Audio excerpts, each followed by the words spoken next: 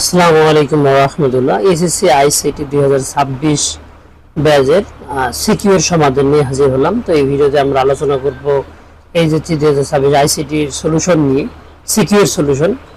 এটা আমরা দেখতে পাচ্ছি সেট 2 তথ্য যোগাযোগ প্রযুক্তি এবং কি সৃজনশীল প্রশ্ন 2026 সালের। তো এখানে একটা উদ্দীপক দেওয়া আছে এবং প্রশ্ন করা আছে যে অর্গামেন্ট রিয়েলিটি কি। তো এটা আমরা একটু সমাধান দেখব। সমাধান এইভাবে মানে খাতার মধ্যে লিখতে হয় মূলত, যে এক নম্বর প্রশ্ন সমাধান ক। তো অগমেন্টেড রিয়েলিটি হচ্ছে এমন একটি প্রযুক্তি যা বাস্তব জগতে কম্পিউটার জেনারেট বা কৃত্রিম ছবি ও শব্দ বা অন্য কোনো উপাত্তের মাধ্যমে সমৃদ্ধ করে একটি জীবন্ত ত্রিমাত্রিক পরিবেশ সৃষ্টি করা হয়, অর্থাৎ ভিআর এর মতো, ভার্চুয়াল রিয়েলিটির মতোই অনেকটা। এআর আর ভিআর একই কথা আর কি।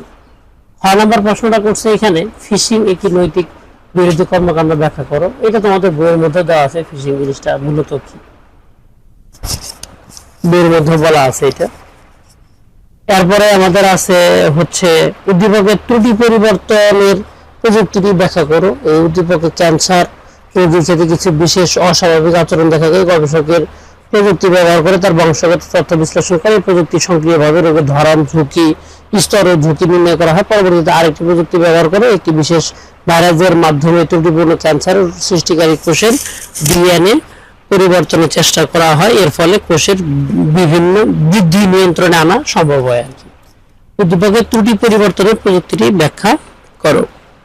তো এখানে দেওয়া আছে যে জেনেটিক ইঞ্জিনিয়ারিং, জিন থেরাপি বা বায়ো ইনফরমেটিক্স বা এবং জেনেটিক ইঞ্জিনিয়ারিং একটি প্রায়োগিক শাখা। জিন থেরাপির কার্য পদ্ধতি এবং ব্যাখ্যাটা এখানে দেওয়া আছে। এই পর্যন্ত লিখলে মোটামুটি হয়ে যাবে। তারপরে ঘ নম্বরে বলছে উদ্দীপকের তথ্য বিশ্লেষণে সংশ্লিষ্ট বিষয়টি গুরুত্ব মূল্যায়ন করো। এই এখানে উদ্দীপকের প্রথম অংশে রোগীর বংশগত তথ্য বিশ্লেষণ, সক্রিয়ভাবে রোগীর ধরন, স্তর ও ঝুঁকি নির্ণয়ের প্রযুক্তিটি হলো বায়োইনফরমেটিক্স। জীববিজ্ঞানের আণবিক স্তরে গবেষণায় ডেটাবেস, স্ট্যাটিস্টিক্স ও কম্পিউটার বিজ্ঞানের সমন্বিত রূপই হলো বায়োইনফরমেটিক্স। চিকিৎসা ক্ষেত্রে গুরুত্ব মূল্যায়ন দেওয়া আছে, তোমরা একটু দেখে নিলে পারবে। এইটুকু লিখে দিলেই এই প্রশ্নের উত্তরটা তেমন একটা জটিল না। স্ক্রিনশট দিয়ে অথবা ভিডিওটা থামিয়ে দেখে নিতে পারো। এরপর আমরা 2 নম্বর প্রশ্ন দেখবো। 2 নম্বর প্রশ্ন বলছে একটা ডেটাবেস সেন্টারে কম্পিউটারে এমন কিছু এটি কেবলের মাধ্যমে সংযুক্ত যেটি দ্রুত ও দীর্ঘ দূরত্বে ডাটা পাঠাতে পারে এবং সিগন্যাল বিকৃতি খুবই কম হয়। প্রাথমিকভাবে কোনো সব কম্পিউটার একটি মূল সুইচের মাধ্যমে সংযুক্ত ছিল। পরবর্তীতে কর্তৃপক্ষে কম্পিউটারগুলো পরস্পর সংযুক্ত করে নেটওয়ার্ক তৈরি করার সিদ্ধান্ত নেওয়া হলো। প্রথমে প্রশ্ন হচ্ছে ব্যান্ডউইথ কি, তারপর দূরত্ব, স্বল্প দূরত্বে বিনা খরচে তারবন্ধ যোগাযোগের সম্ভব ব্যাখ্যা করো। এই যে ব্যান্ডউইথ কি, প্রতি সেকেন্ডে যে পরিমাণ ডাটা এক স্থান থেকে অন্য স্থানে স্থানান্তর করা হয় বা এক কম্পিউটার থেকে অন্য কম্পিউটারে স্থানান্তর করা হয় তাকে ডাটা ট্রান্সমিশন স্পিড বা ব্যান্ডউইথ বলে। একে বিপিএস দ্বারা প্রকাশ করা হয়। স্বল্প দূরত্বে কোনো প্রকার ডেটা চার্জ বা লাইসেন্স ফি ছাড়া ডেটা আদান প্রদান করা সম্ভব হচ্ছে ব্লুটুথের মাধ্যমে। এই দেখে ব্যাখ্যাটা দেওয়া আছে। গ নাম্বার প্রশ্ন করছে ফাইবার কেবলের মানে অপটিক্যাল কেবল যে আছে ওই অপটিক্যাল কেবলের গঠন কার্যপদ্ধতি বর্ণনা। যদি কেউ যদি এই চিত্রটা না দেয় সমস্যা নেই, অপটিক্যাল ফাইবারের গঠন জাস্ট এখানে দিতে হবে। এই অপটিক্যাল ফাইবারটাই যদি কেউ চিত্র না দেয় সমস্যা নেই। পেন্সিল দিয়ে এত সুন্দর চিত্র হবে না, এটা এত কালারও হবে না। কার্যপদ্ধতি এবং প্রতিফলনটা একটু ব্যাখ্যা করা হলেই হয়ে যাবে। তারপরে বলছে ডেটা সেন্টার নিরাপত্তায় কর্তৃপক্ষের সিদ্ধান্ত যৌক্তিকতা কতটুকু, ট্রোপোলজির ধরন বিশ্লেষণের মাধ্যমে মতামত দাও। এরপর এদের থেকে 2টা প্রশ্ন আসে প্রতি বছরই।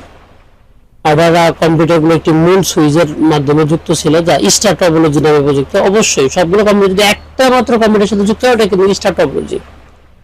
স্টার টপোলজি থেকে আর মেশ টপোলজি করবে, মানে মেশ টপোলজি হচ্ছে সবগুলো কম্পিউটারের সাথে সবগুলো কম্পিউটার যুক্ত করা হয়। এইখানে মূলত মেশ টপোলজি নতুন সিদ্ধান্ত নিরাপত্তা যৌক্তিকতা মূল্যায়ন এখানে সম্পূর্ণ দেওয়া আছে, তোমরা একটু পড়ে নিতে পারলে হয়ে যাবে। তারপর 3 নম্বরে বলছে একটি অনলাইন শিক্ষা প্রতিষ্ঠানে লাইভ ক্লাস পরিচালনার ক্ষেত্রে নির্দিষ্ট সময় অন্তর নির্দিষ্ট ডেটা প্রেরণের পদ্ধতি ব্যবহার করা হয়। ইউনিকাস্ট কাকে বলে? এই হচ্ছে ইউনিকাস্ট ডেটা ট্রান্সমিশন ডিরেকশন নম্বরের ক্ষেত্রে একজন প্রেরক কেবলমাত্র একজন প্রেরকের কাছে ডাটা আদান প্রদান করে। যেমন আমরা একজনকে মেসেজ করি, সেই মোডটাকে ইউনিকাস্ট বলা হয়ে থাকে। মাল্টিকাস্ট বলতে অনেকজনকে দেওয়া হয়, ওদের সবাইকে দেওয়া হয় না, অনেকজনকে। আর ব্রডকাস্ট বলতে সবাইকে দেওয়া হয়। এখানে উদ্দীপকে ব্যবহৃত ডেটা ট্রান্সমিশন পদ্ধতিটা কি? তারপর প্রাপক হিসেবে মডেমের কাজ কি? মেশিনের ভাষাকে মানে এটা হচ্ছে এরকম অ্যানালগ তরঙ্গকে ডিজিটাল তরঙ্গে রূপান্তর করা হচ্ছে যে প্রাপক পায় সে তার কাজ, এই যে ডিমোডুলেশনের কাজ হচ্ছে এটা, অ্যানালগ সিগন্যালকে ডিজিটাল সিগন্যালে রূপান্তর করা। এ খ।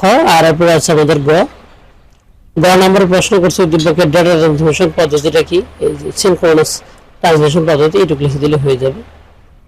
ব্লক আকার, timing signal, header and trailer, bit, এটুকু লিখলে হবে। ঘ নম্বরে বলছে যে উদ্দীপকের বিস্তৃত নেটওয়ার্ক স্থাপনে আংশিকতা নেটওয়ার্ক ধরন উল্লেখপূর্বক বিশ্লেষণ করো। এই হচ্ছে ল্যান, লোকাল এরিয়া নেটওয়ার্ক। আর ম্যান হচ্ছে বিস্তৃত এলাকা, অনেক বেশি এলাকা, 50 কিলোমিটারের উপরে এলাকা, এটা দিয়ে আমরা ইন্টারনেট সেবা চালু দিতে পারি। ম্যান স্থাপনের আবশ্যকতা এবং বিশ্লেষণ এখানে দেওয়া আছে, ব্যয়, উপসংহার, এটুকু লিখে দিলে হয়ে যাবে।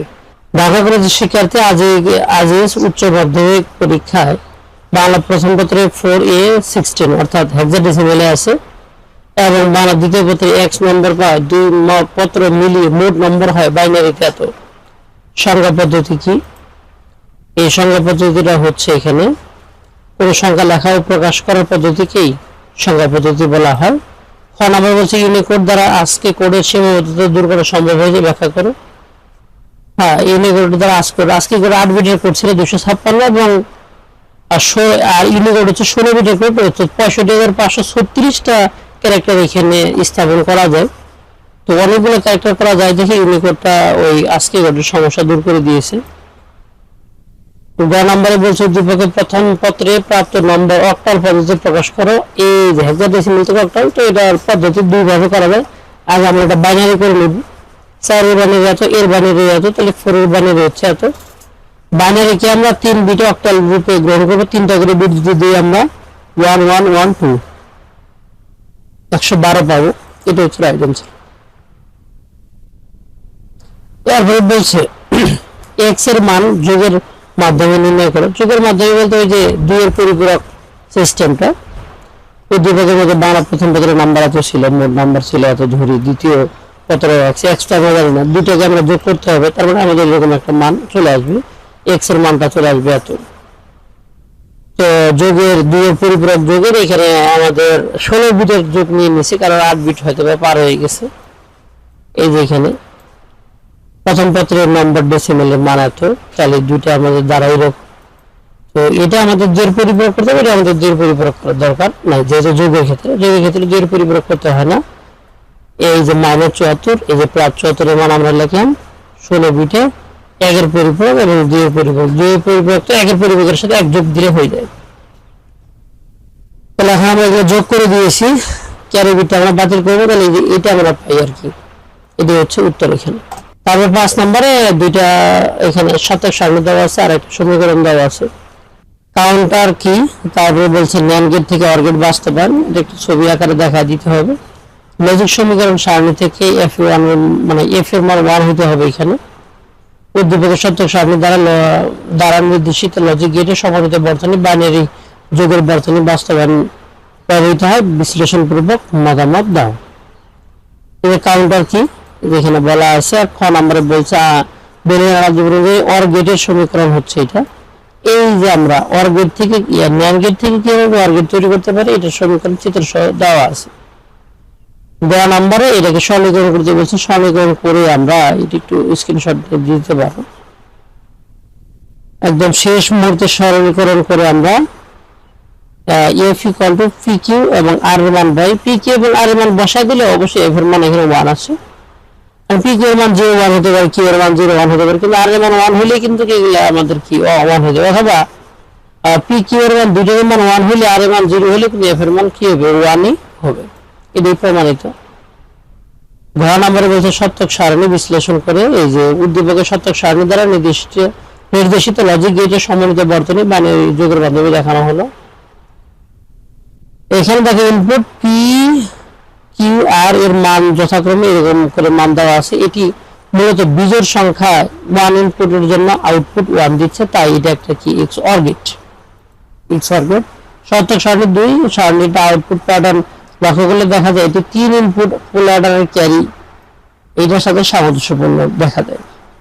বাইনারি যোগের সাথে সম্পর্ক ফুল হেডার, এই ফুল হেডারটা এখানে দেওয়া আছে, বাস্তবায়ন এবং মতামত এখানে দেওয়া আছে।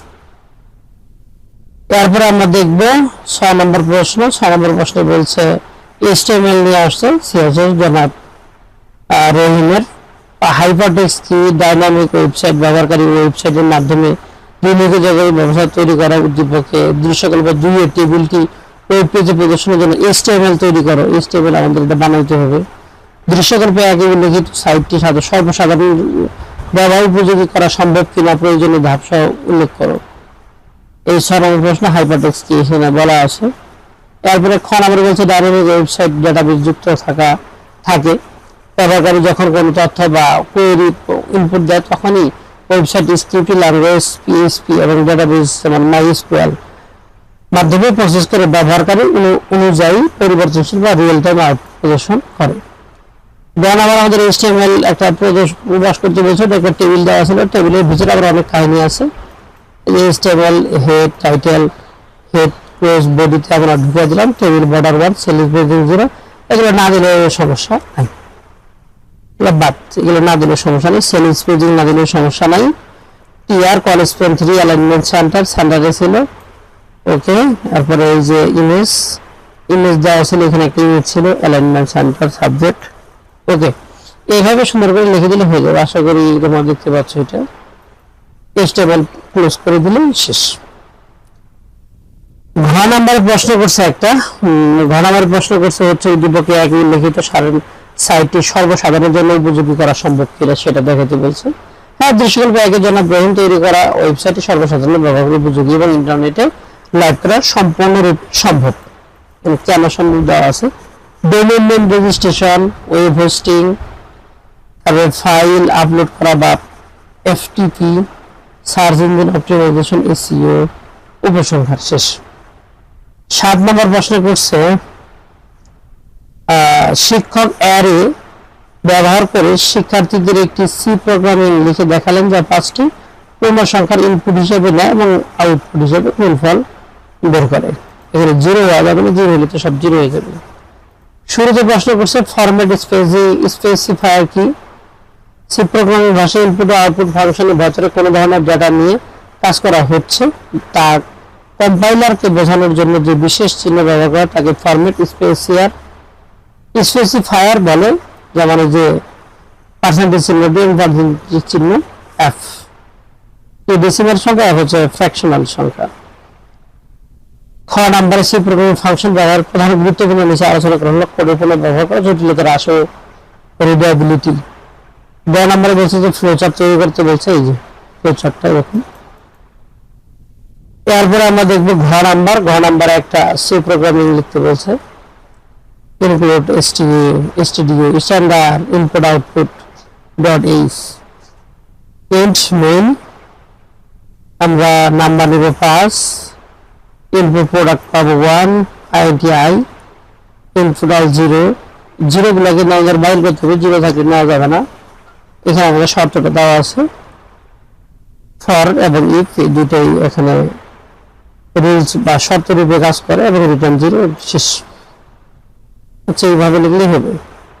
আরেক প্রশ্নটা কি বলছে যে কম্পোজিট কি কাকে বলে? কোন ডাটাবেস টেবিলের রেকর্ড সমূহকে অদ্বিতীয়ভাবে শনাক্ত করার জন্য যখন একাধিক ফিল্ড বা কলাম একত্রে মিলে একটি প্রাইমারি কি হিসেবে কাজ করে তখন তাকে কম্পোজিট বা প্রাইমারি কি বলে। ডেটা নিরাপত্তা পাবলিক কি এবং প্রাইভেট কি এর ব্যবহারের সুবিধাজনক ব্যাখ্যা করে যেখানে দেওয়া আছে। খ নাম্বারের উত্তর। ওকে, গ নাম্বারে বলছে উদ্দীপকে টেবিল 1 তৈরি এবং 103 আইডিধারী ছাত্রের সেকশন ডে তে পরিবর্তনের জন্য প্রয়োজনীয় SQL কমান্ড লেখা। টেবিল 1 তৈরি করা SQL কমান্ড, 103 আইডির ক্ষেত্রে ডে পরিবর্তনে ব্যবহৃত SQL কমান্ড। তারপরে ঘ নম্বরে বলছে যে উদ্দীপকে প্রদত্ত টেবিলের মধ্যে কোন ধরনের রিলেশনশিপ সম্ভব বিশ্লেষণপূর্বক মতামত দাও। উদ্দীপকের টেবিল 1 এবং টেবিল 2 এর মধ্যে 1 to many রিলেশনশিপ স্থাপন করা সম্ভব। বিশ্লেষণ 1 টেবিল 1 প্রাইমারি কি টেবিল, এটা কেন? টেবিল 2 ফরেন কি টেবিল, এটা কেন? এটা বলা দেওয়া আছে। রিলেশনশিপ শর্ত হচ্ছে এরকম মতামত। তো এই ছিল তোমাদের সম্পূর্ণ প্রশ্নের সমাধানটি। আশা করি তোমাদের প্রশ্নগুলো ভালো লেগেছে। অবশ্যই তোমরা কমেন্ট করবে যদি কোনো প্রশ্নে কোনো গন্ডগোল মনে হয়, আর অবশ্যই তোমরা কমেন্টে দেখবে যদি কোনো প্রশ্ন ভুল হয়ে থাকে তাহলে কমেন্টে সেটা বলে দেওয়া আছে। তো ভালো থাকবে, সুস্থ থাকবে, দেখা হবে নতুন ভিডিওতে। ভালো থাকবে, সুস্থ থাকবে।